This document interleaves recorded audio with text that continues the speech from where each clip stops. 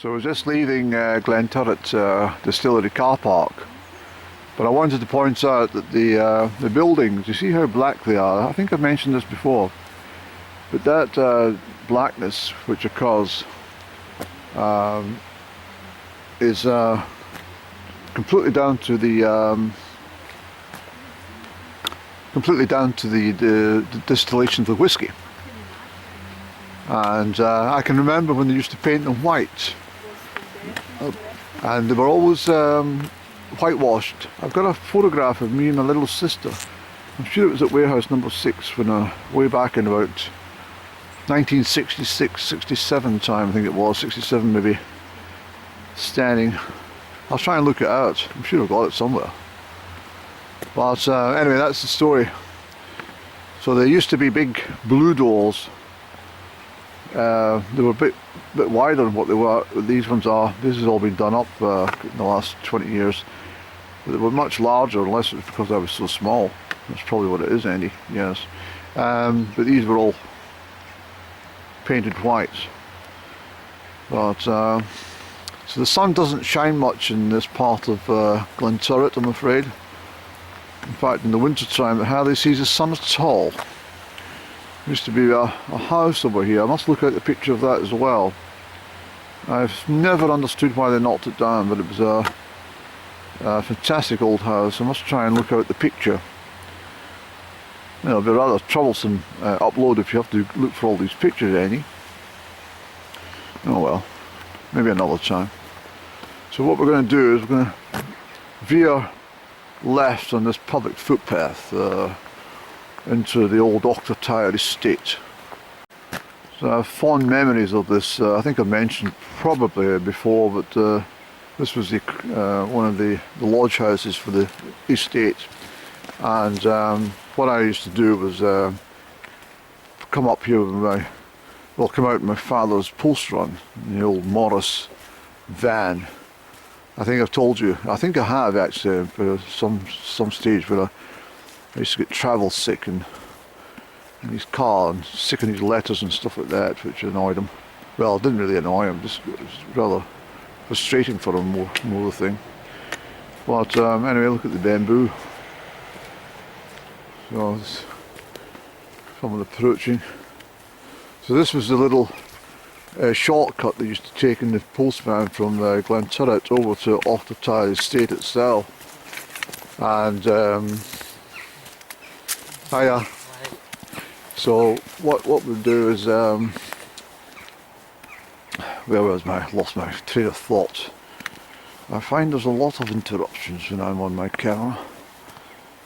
Mind you, it's not very professional of me because when I had my speaking parts as an extra in the movies, there's lots of activity around about and you couldn't use the excuse, I'm sorry, but I was distracted. Cut!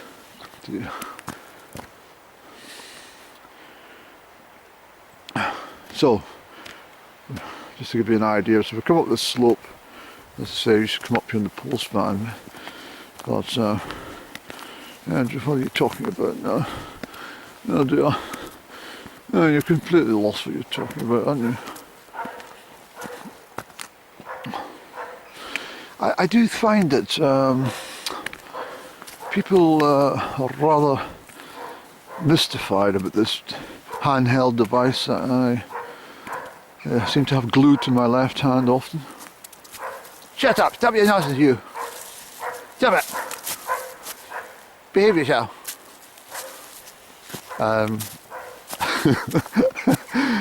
That lady in Crieff last week, I said to her, I was just taking a couple of photographs. I said, I thought you were on the telephone. I said, did you really? She said, yes, I thought you were on the mobile phone. I said, well, that's brilliant to hear that, because that makes life a lot easier for me. People think I'm talking into my device, my mobile phone. Okay, come on, Annie.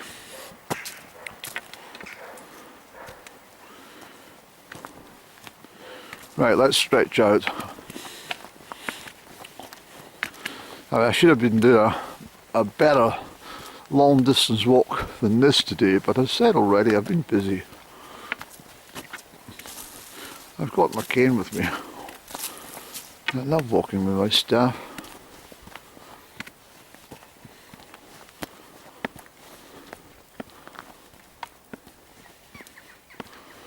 Look, you can see the remnants of the, that was inversion cloud that was down the Strathyron Valley this morning.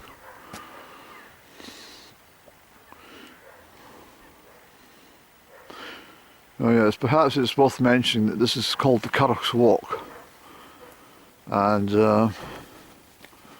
this was all opened up to the public. I was involved in the steering committee of this Crieff, speak properly Eddie, the steering committee of the Crieff Path Network, that's paths plural, and it was opened with the late Magnus Magnusson.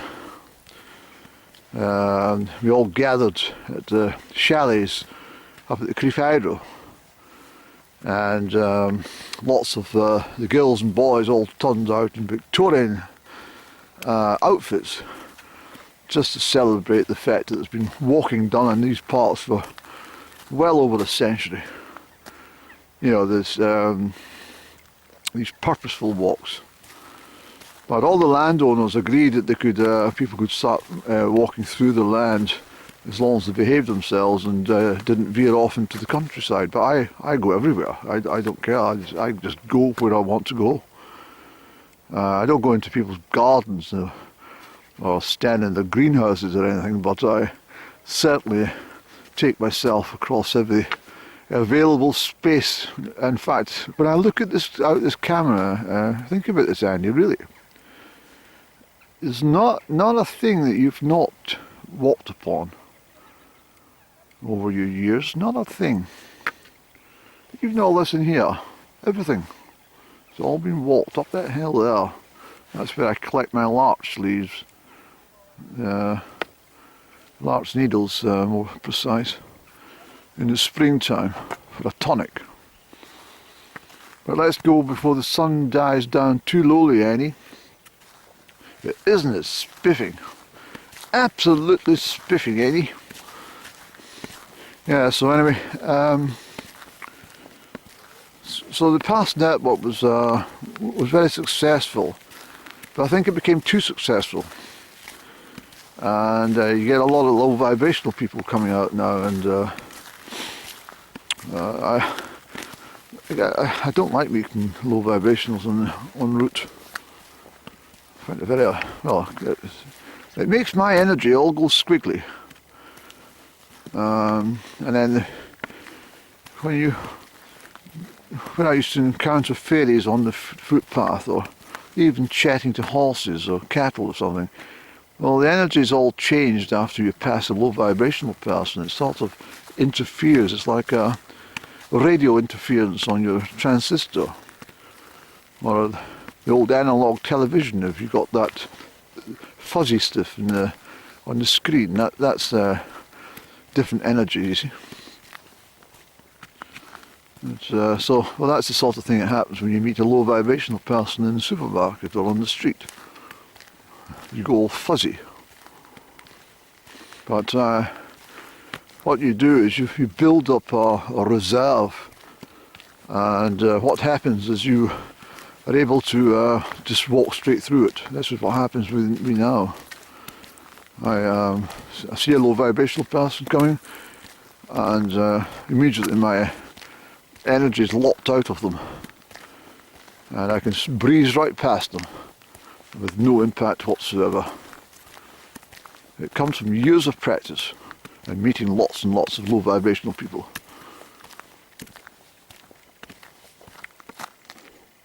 Let's switch off for a little while, Andy, till we get over the... So I can hear machinery operating in out this way, and I hope it's not going to be a source of annoyance to me. So that's the mausoleum over there. I'm not going to take you through. I've done this one before.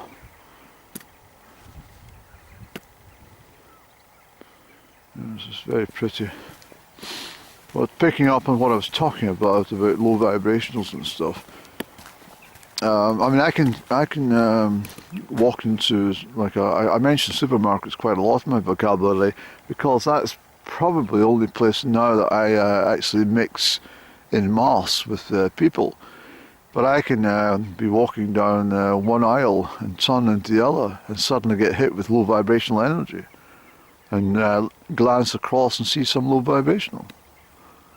And I find it even when I'm driving. A car can pass me and I can look to my right and just a quick glance over and note the driver is low vibrational and I feel his energy, but it bounces off me now. And it's I wouldn't say it's much of it's a talent. It's more as I say, it's more dealing with it from experience. That's the best way to put it. It's fabulous up there. It's a long track up there, of course. You eventually get up onto Stonefield Hill. It's a long haul. To go this way. There's no easy way up to the mountains, to be honest. Not in these parts. You've always got a very lengthy walk into the mountains from Strathallan. It's the only ones that are readily accessible are if you go up to Ochtertyre car park and take any of them from there. But it's always busy up there, you know. It never used to be, of course. This is another thing that was created with, well, simply the bloody thing that I do now, YouTube, but this is what caused a lot of issues for lots of secluded parts of the world, because now every bloody person turns up at these places and it spoils the magic of them. I really mean this. When I was young, I never encountered anyone up those mountains, not a soul, ever.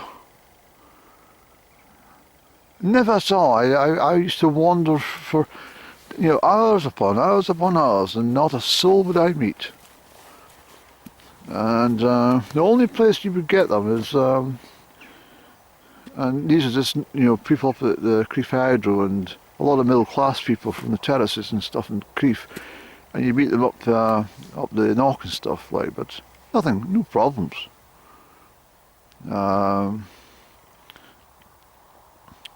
Although I have to say that nowadays the middle classes that wander on that part of the world, they tend to act as if they own the whole bloody lot, that kind of middle class snobbery. And a little bit like that down at Lady Mary's Walk on the other side of the ridge and down by a mile. There's a tendency for a lot of middle class people to wander down there. They park up, you see, and then they go for a stroll with a dog. And they make a lot of fuss over the damn dog and always shouting to the dog and come here and stuff like that instead of leaving the dog alone.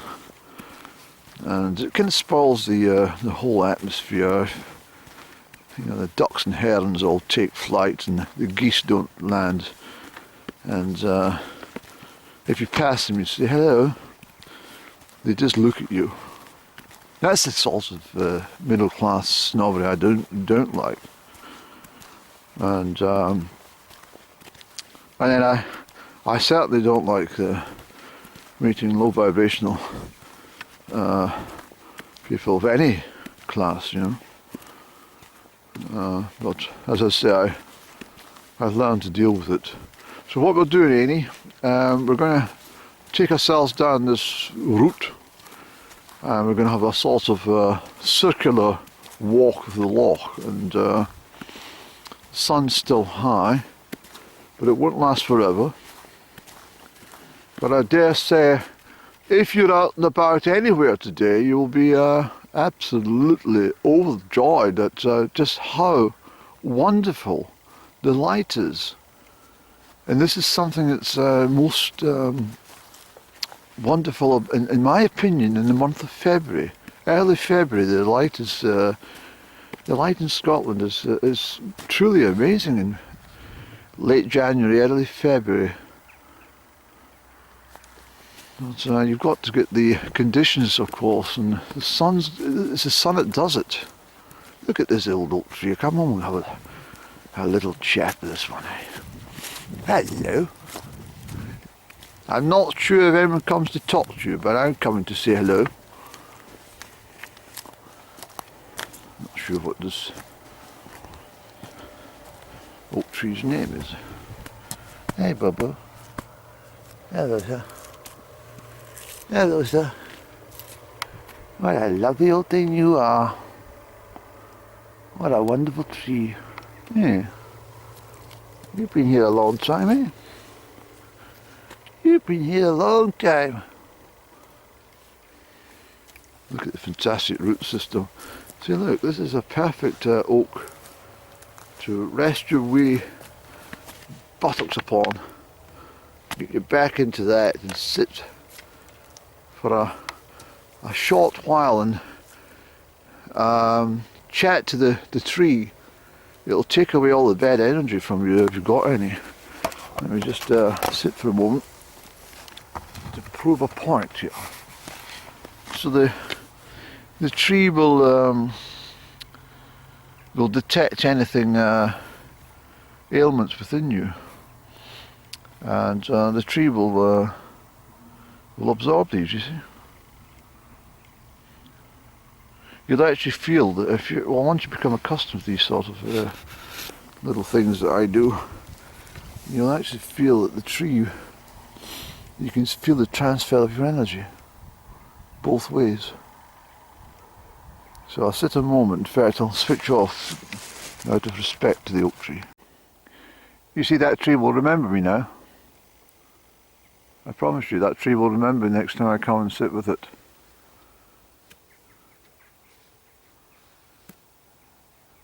And I think it's a lot happier itself. It's had a little bit of a chat with somebody. Yep, definitely. Okay. Let's keep doing, Andy. Yeah, it's okay. They know it's me, so they're not going to dart off anywhere. Oh well, that's good.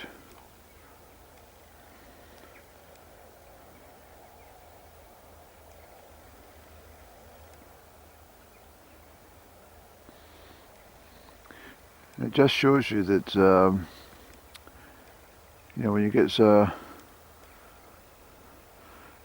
pillow with duck feathers or something, a down-filled jacket with duck, just how cosy it will be, because well, look, they're sitting on top of ice, and I mean, they will be feeling it a little chilly, but the feathers and stuff will keep them nice and cosy.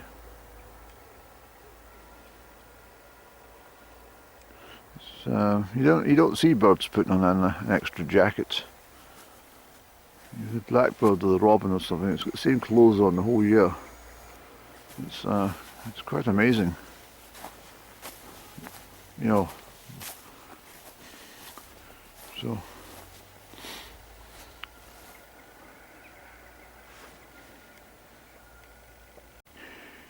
Okay, what I'll do is I'm going to make it part 2, because there's been a quite a long episode coming across from the distillery. So part 2 here, I'm just going on to the walk and around the loch, but I'm just this gate here. It's amazing to think that that gate itself has probably been there for at least 150 years. Probably a little more, probably since about the 1850s. So we're going this way, and we should take a turn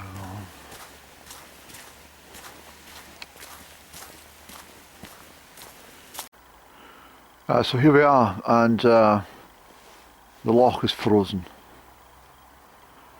It's well, when I was growing up, and up until the 1980s, I'm sure, probably up until about 1988, I think, they used to list the curling teams in Stratharn who played matches during the winter months on these lochs, and so it was always guaranteed that the Drummond Loch and you know, the loch here at Monzievaird and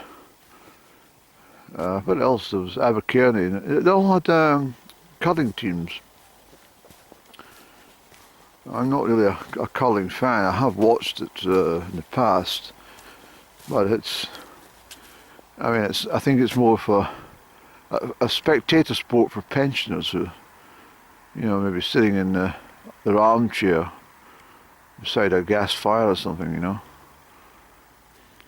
knitting and glancing up every so often to look at the curling match. But as far as you know, taking time out, you know, maybe meeting up with a girl or something and say, no, I'm sorry, I won't be there. Why not, Annie? I'm going to be watching curling. Oh well, stuff you.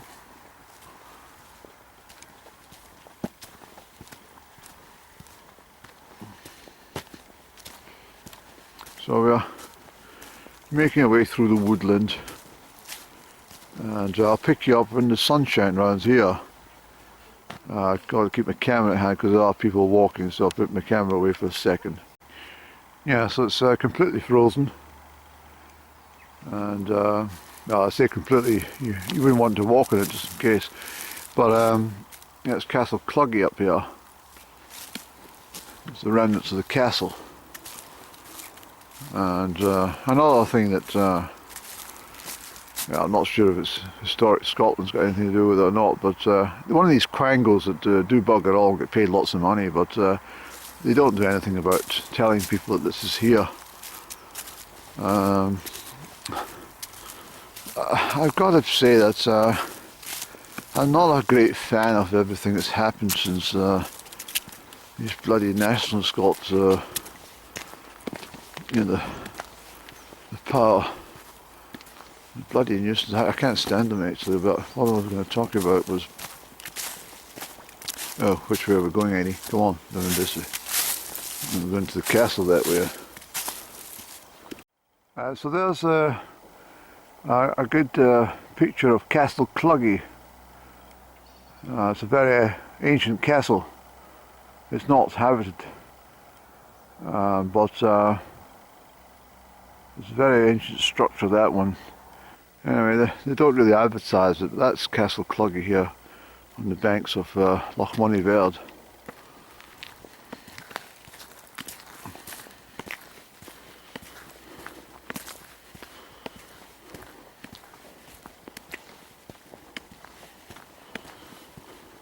The old seat of the Drummonds, I'm sure it was. Yes. Very, very early times.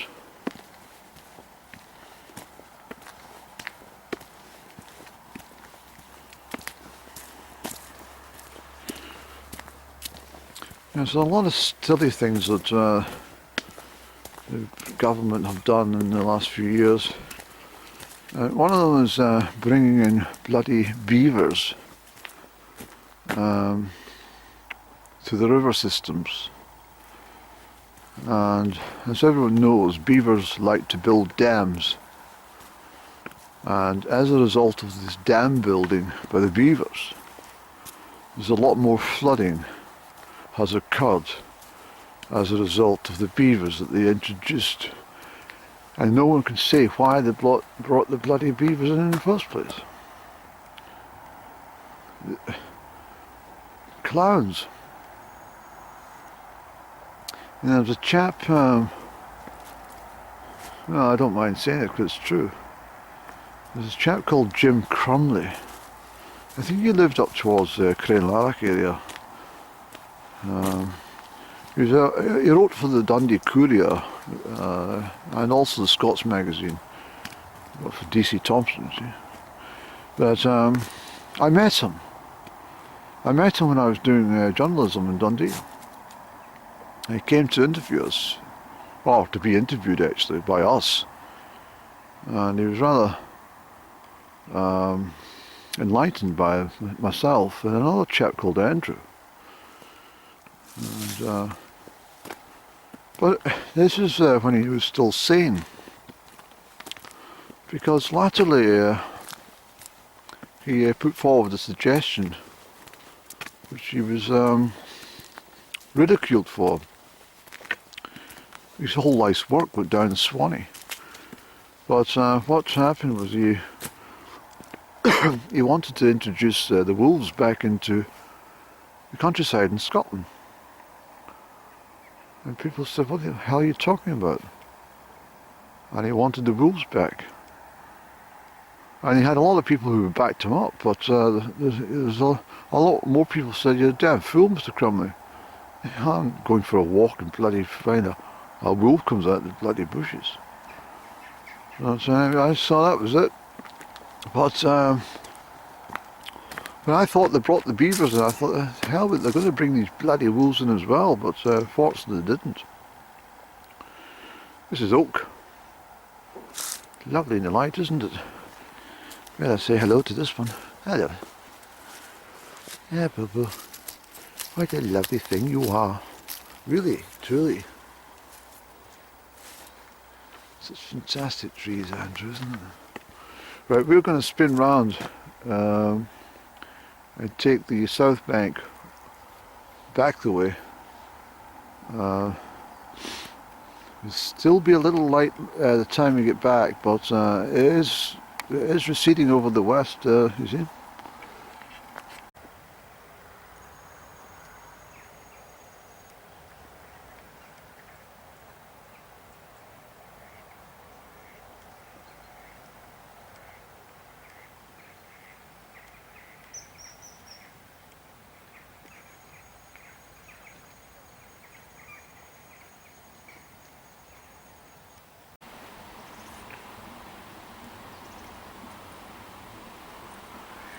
So this part of the loch is not frozen because it's a bit sheltered by the trees and stuff, you see. That's Ochtertyre house up there. I won't tell you who lives there, but you probably know anyway, but I'm not going to tell you.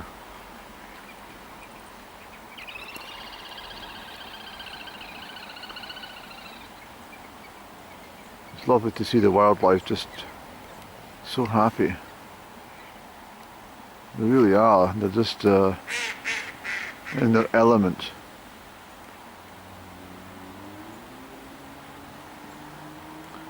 It's a shame about the background traffic, isn't it? That we're heading towards the 85 on my right shoulder. But anyway. Yes, it's beautiful. It truly is. It's absolutely stunning. I think I mentioned before, but when I was a youngster, this was definitely off territory. You were not allowed out here.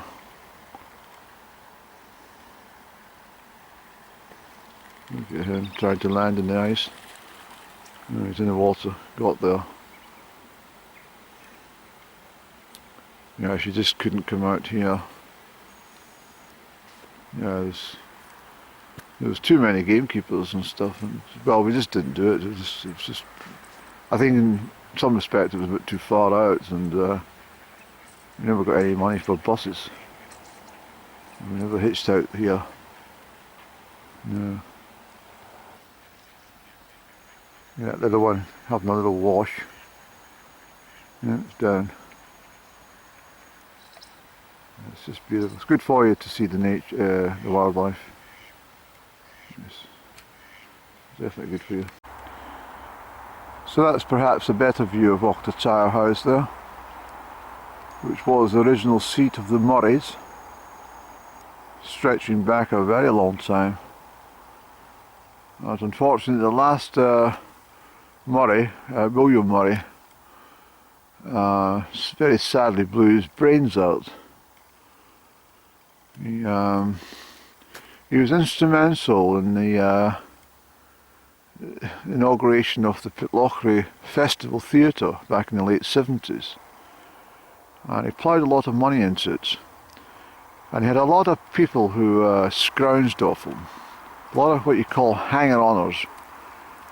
And he was such a kind gentleman. He could never say no. And they drained him of all his finances. And he was a heartbroken man. And he realised that he would not be able to keep up the estate. And he came from the old brigade, of course, and he did what he thought was the right thing, in his heart at least. So he just picked up the shotgun and blew his brains out. I think it was 1978, as I recall. It was very sad news because it was such a long lineage of the Murrays in that house. And this is what happens if you get hanger-oners trying to get your wealth. You've got to show, well, you've got to have discernment when it comes to hanger-oners and low vibrationals.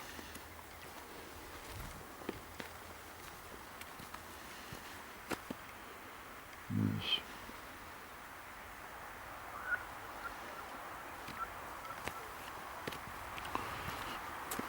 I think a lot of them actually got karma. Yes, they did. So this is the work of the beaver. And you can see the damage that these creatures do. I mean, they like to play. That's not a human that's done that, that's a beaver.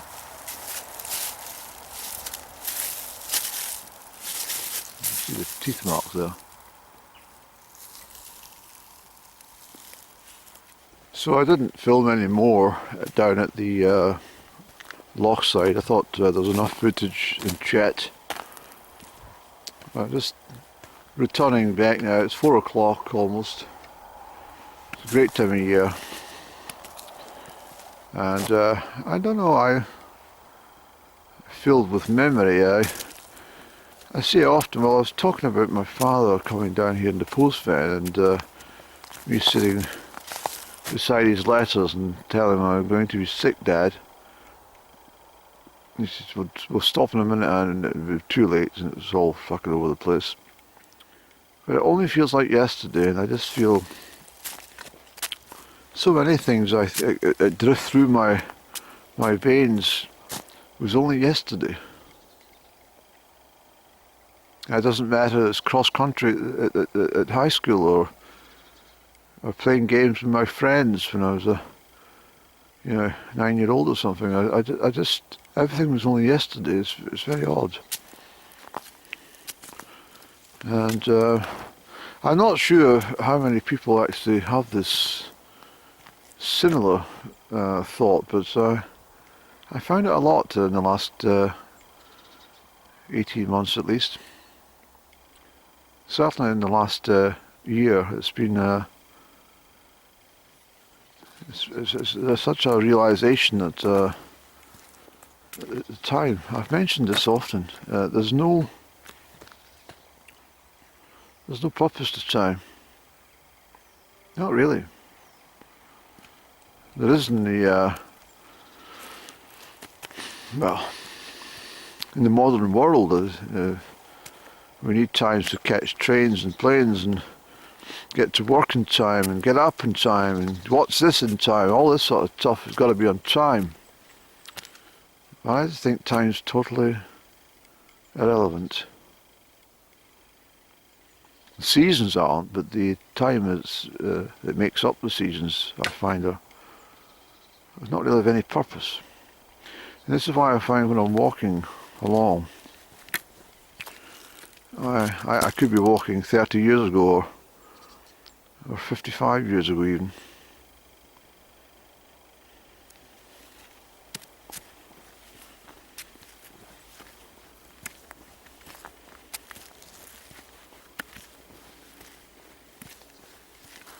In point of fact, people walking along here 150 years ago. It's true.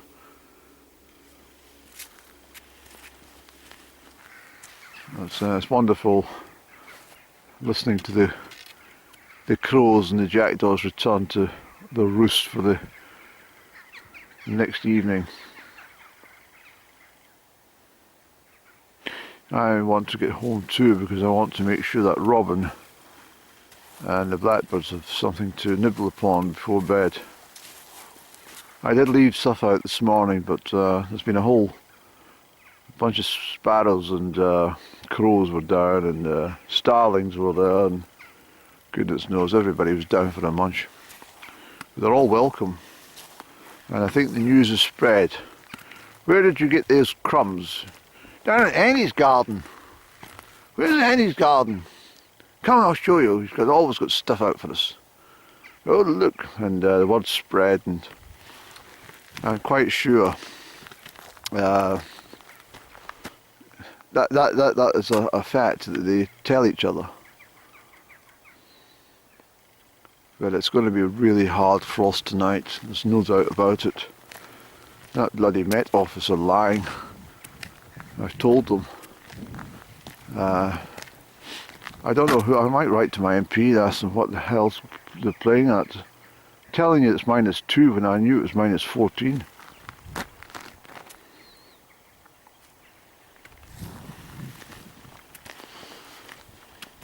I'll check tonight, see they've got to say to themselves. It's been a great day though. I've thoroughly enjoyed this walk. It's not a mountain walk, I know that, but it's a trouble for me as the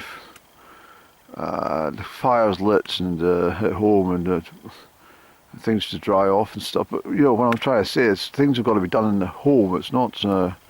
I mean, it takes a long time to get up onto the mountains. You know, it takes a long part of the day to get up and down on the mountain tops and up to the mountain tops and down from the mountain tops. But I don't like arriving back in the dark and everything's got to be done and it's all forced and you've got to start trying to prepare food and put fire on and get everything done within a couple of hours, and it's going to be quite stressful. It takes the fun away from it sometimes, so I prefer just a leisurely calm walk like we've had this afternoon. Plenty of fresh air, no real dangers like you get when you're up top and stuff, you know. And the sky is kind of uniform blue anyway, so there's not really a lot. So the photography would be pretty mediocre, I think. But if there's fog in the valley tomorrow morning, I'll definitely be up and away doing some hills. I want to get that inversion, wherever it may be. So we'll end it here, shall we? I think so. Yes, let's go, Eddie.